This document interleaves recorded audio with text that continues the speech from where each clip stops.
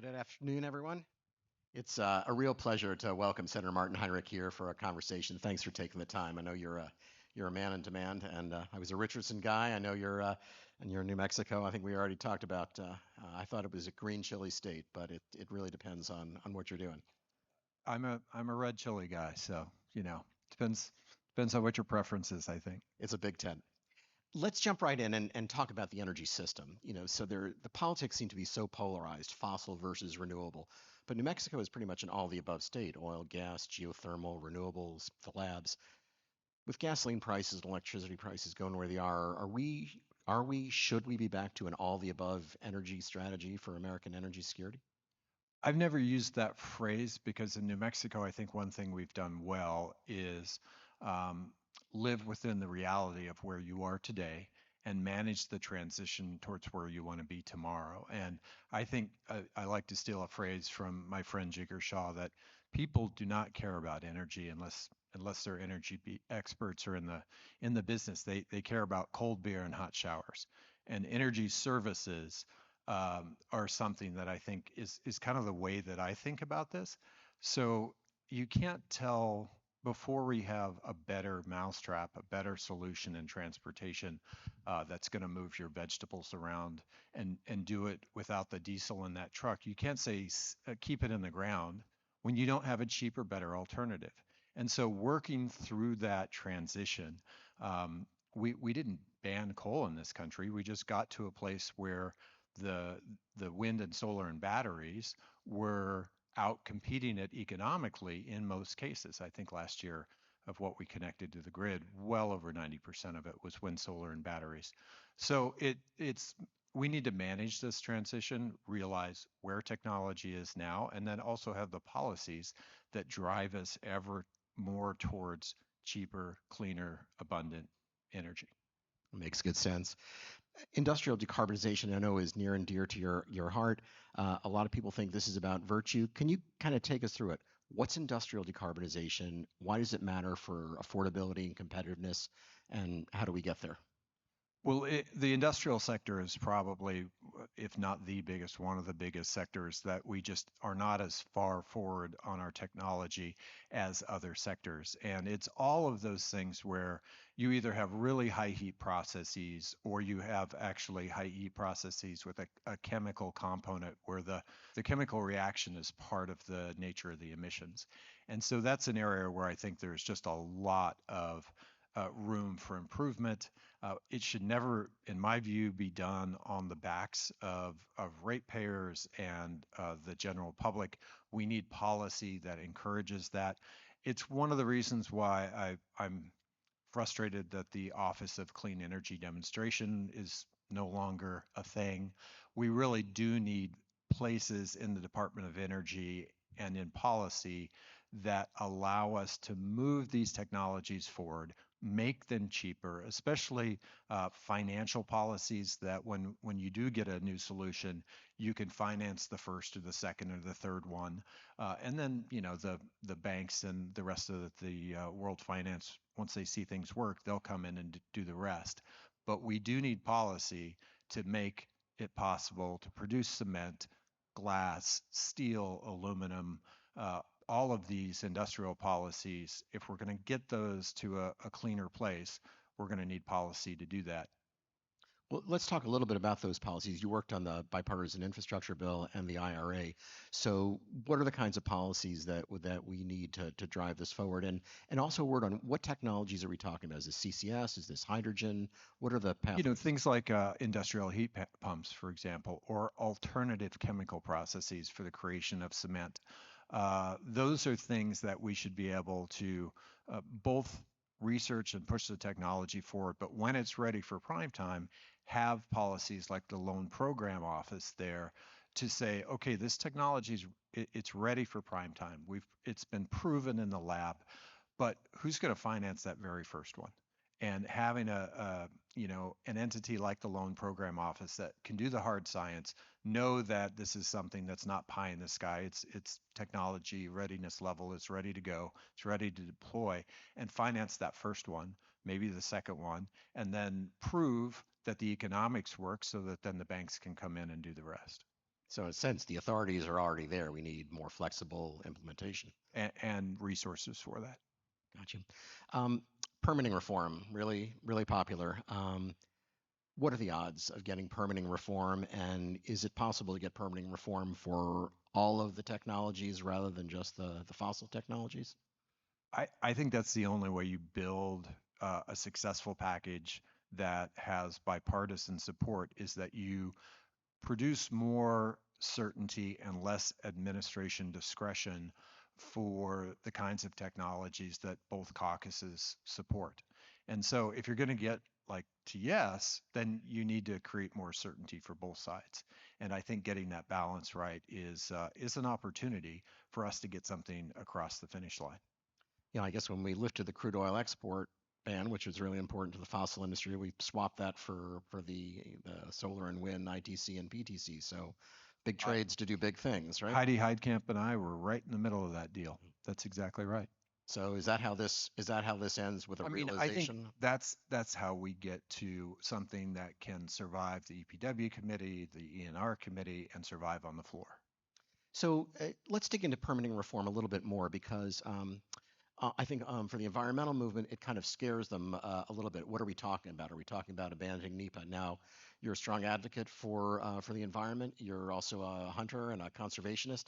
So, can you kind of allay some of those fears? What does it mean to go fast, but also not abandon the environmental goals? I mean, you said it really well.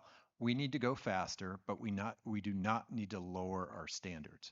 And one of the ways you do that is you build into the process parallel processes, parallel analysis, not you do A and then you do B and then it goes over to this office for C and D, and pretty soon you're years down the line. So I think engagement with the public early in the process is really key. Parallel processes inside the administration is really key. Having someone who owns the federal family and make sure that they're getting to an answer is really key. There are a lot of places we can speed up the process without lowering the quality of the project, without lowering the environmental analysis. I was telling you about a transmission project that the whole world knows about now, but it was like my cross to bear for 17 years, and it is now the single biggest clean energy project ever built in the Western Hemisphere. It's up and running, but it took 17 years. Now, it like you ought to be able to get to yes or no if it's not a viable project in 5 or 6 years for these multi-billion-dollar projects, not 17. There is patient capital out there. I would say no one's that patient. Yeah, that makes good sense. Um, let's talk a little bit about transmission. So you've got a strong background in electricity, so you understand this stuff. Transmission seems to be the key to letting renewable energy onto the grid. It seems to be the key for affordable energy for all the data centers and others that want to get built. But it seems to be keeping the federal government out of transmission seems to be one thing that most governors agree on. So is transmission as a solution a federal solution, or is it inevitably state and local? And is there a pathway to address this issue? I think it's inherently both. I mean, there are all kinds of transmission projects depending on how many jurisdictions you're going to cross. But if you want the interregional transmission that is actually going to bring the biggest costs and the most certainty for new load centers like data centers, then you also need some federal incentives for transmission for planning and for how you make sure that who is paying for new transmission is who get the benefit. You shouldn't be cost shifting on to consumers who don't get a benefit. Just like data centers, in my view, should not the improvements that are required to put them into an individual grid, those shouldn't be shifted onto retail customers. They should be borne by the developers themselves. And so getting that secret sauce right is really important to being able to fully realize the capacity for new transmission, especially long haul interregional transmission. So, but is this get wrapped up in permitting, or does it complicate things too much? Is to straight No, I think it's central to permitting. I mean, it's It's very much, and we proved, we had some good transmission policies in the last round of permitting reform that came out of the Energy and Natural Resources Committee with a pretty overwhelming vote. I think we lost Bernie Sanders and Josh Hawley. There may have been one more on the Democratic side, but the middle stuck together, and that legislation had good permitting components. And we need to take advantage too of new developments, things like grid enhancing technologies that really can help you get a lot more out of the existing grid while we build new transmission as well. What's the political calculus here? I mean, I guess I look at sort of, Governor Shapiro and, and PJM, and a huge conflicts there, but over who pays and how long this is going to take, and how you and sort of how you cost allocate these projects. So what's the political incentive to do this at the federal level? How do you get, essentially, how do you get the Republicans on board on a policy they seem to have opposed so far? Because they also want the certainty for molecules and pipelines, and that's the key. Is like you have to come up with um, a balanced approach. And I've got a certain amount of faith in the markets that with a predictable market where permitting is not just an administration applying unlimited discretion, the Republican caucus is just as afraid of the next administration as my colleagues are of this administration. And one of the things that could really help get us closer on permitting reform is we've got a few places where this administration has done what Republicans accused the Biden administration of a few years ago of just not following the law and not providing permits for fully vetted projects. So, you've got a situation where solar projects are landing on Secretary Bergen's desk. My colleague, Senator Whitehouse, will opine about the nature of the sticky substance that means that every piece of paper that lands on his desk never gets off of his desk. You've also got a situation with FAA and DoD that has just frozen up. We've finally sort of solved some of the offshore wind projects through litigation, but a few of those projects moving forward that have met all the thresholds in the statutes would buy a lot of goodwill in this process. Since you mentioned offshore wind, yes, these stop work orders, and I don't know that it's still Illegal stop work orders. illegal stop work orders indeed. So what's in the bill, or in your what's proposed in the bill, that would prevent a future administration from doing what's been done to offshore wind? It's we're not at the point where we're sharing text yet, but I think most people on both sides right now are of the mind that to the extent we can limit discretion and time frames to get to a yes or a no, or it reverts to something more positive, like that's a way to reduce the abuse potential for abuse in the system. Got you. Tom, we've got some time to talk about batteries and storage. So you hear a lot about utility scale storage and improvements in battery technology. So really two questions. One is in terms of the batteries, are we getting close to where we have batteries that can store energy for weeks and months rather than hours and days? And just more broadly, how important is this to the energy system as a whole? Is this really a transformation that's going to change affordability?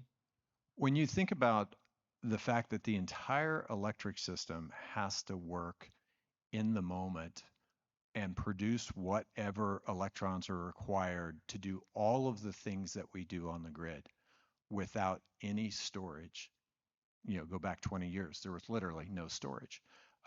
That's kind of a miracle, right? And we worked around it in many ways, but now we have these incredible technologies. We have, the lithium ion short-term stuff that just continues to nosedive in terms of price. We're seeing more of that produced domestically. I think we all agree that that's a good thing. We should produce those batteries here. But then we have all these new novel chemistries and that are filling out different parts of that storage need from short, medium, and long term. And lithium ion is going to be hard to beat in the 4 hour time frame. But you also see the iron air batteries, nickel bromide batteries, like a lot of different storage technologies that are not at full deployment yet, but when you see how much storage is coming on and how many new technologies are beginning to be deployed, it's a really, really exciting time. It is really changing the nature of the grid.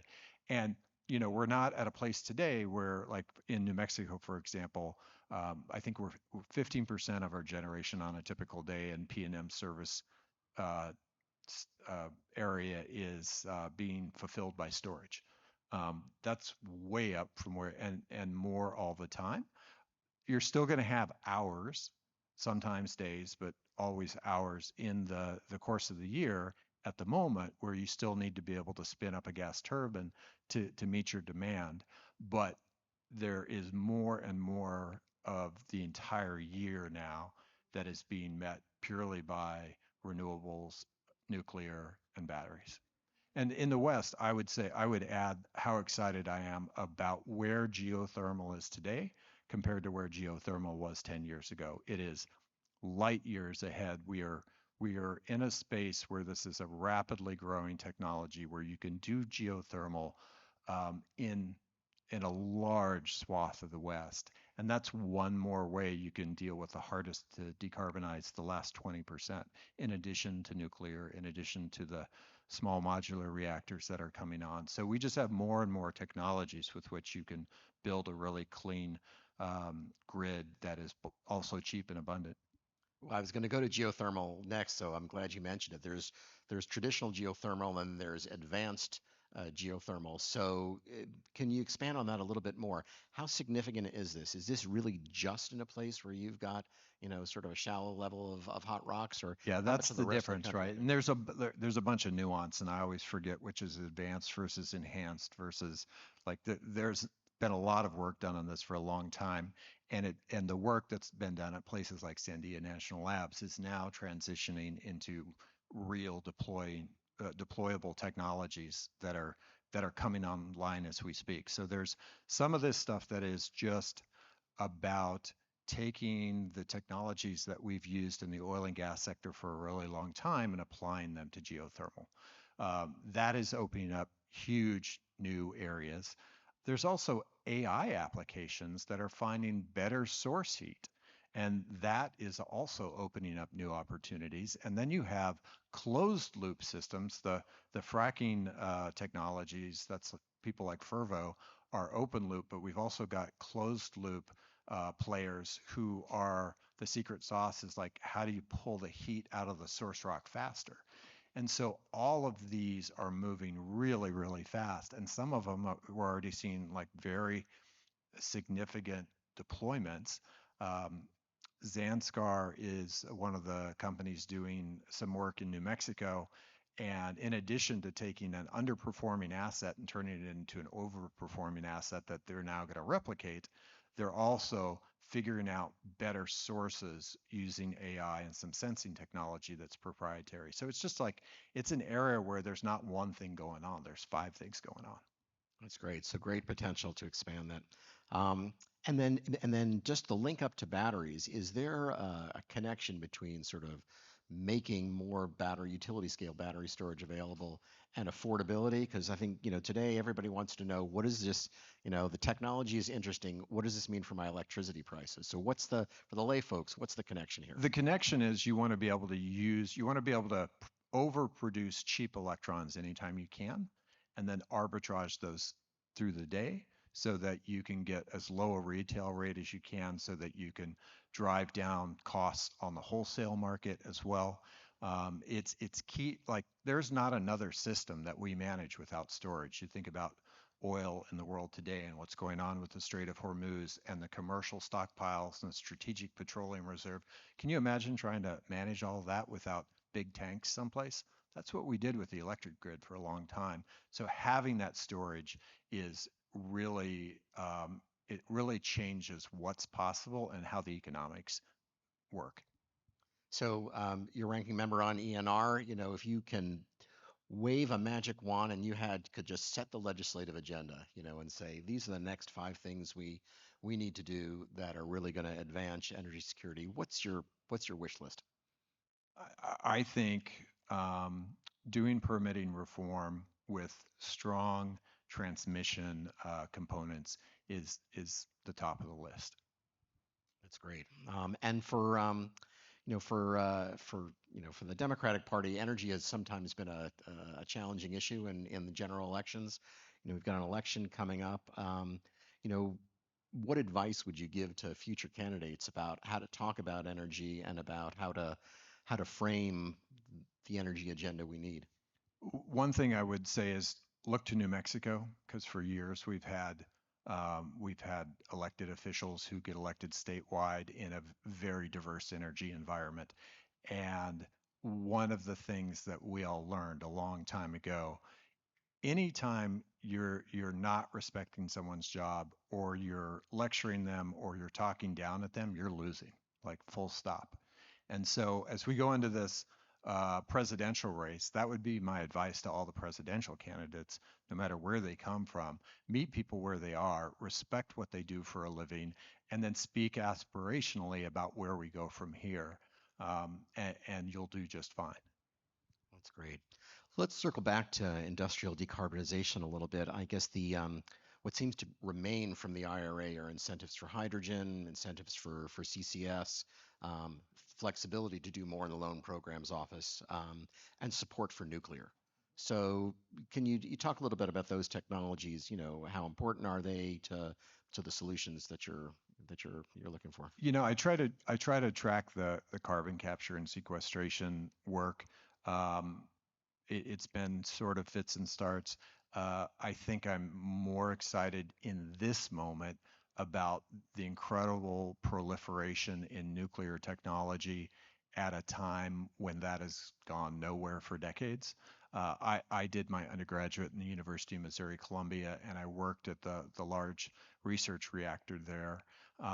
And that was during a time when nobody was talking about building new nuclear. We had a few sort of traditional light water reactors come on under the last Biden administration, but now you just see all this movement in the small modular reactor space.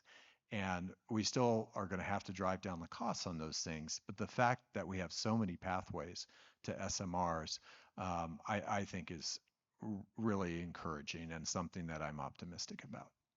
That's great. So really, I guess for certainly we spent a lot of time here at this conference talking about providing energy overseas, especially in the wake of the Hormuz crisis. Countries are taking a fresh look at what their own energy security is like, how to be self-sufficient. Nuclear is, I think, is the biggest scale one available. But expand a little bit more on SMRs. I mean, how close are we, do you think, to sort of widespread? Demonstration reactors are moving forward. There's, concrete and steel in the ground. I've got a startup in Albuquerque that's making great headway.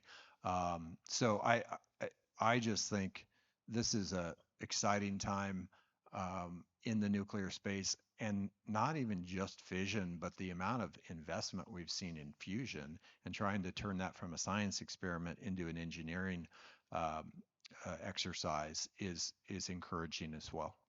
One of the great areas of bipartisan consensus, I think, is that support for nuclear and hydrogen. Hydrogen seems to to ebb and flow a little bit. Do you? I know the labs are probably hard at work on trying to bring down the costs of the electrolyzers and such. What are your thoughts on hydrogen? You know, it, it's an area that needs policy support to get to the next level, and we've had a very uneven policy environment, and that's been a hard place to survive for a lot of the hydrogen startups. That's great. New Mexico's got some great universities.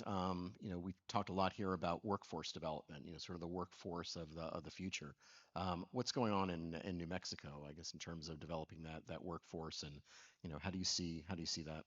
I think there's a broad recognition in New Mexico that workforce is absolutely key, and especially at a time when a lot of the jobs, a lot of the white collar jobs that college educated, you know, lawyers who do business contracts, there's a lot of jobs that are being impacted by AI, but there's a whole lot of stuff we need to build. And those jobs are great jobs. They're straight out of high school with, sometimes six-figure incomes that we need to produce the next generation of electricians, of skilled tradespeople. and uh, and that space is really hot. We've got unions trying to add um, capacity as quickly as they can. The IBWs, the plumbers and pipe fitters of the world. We've got um, career technical institutions that are really leaning into those jobs.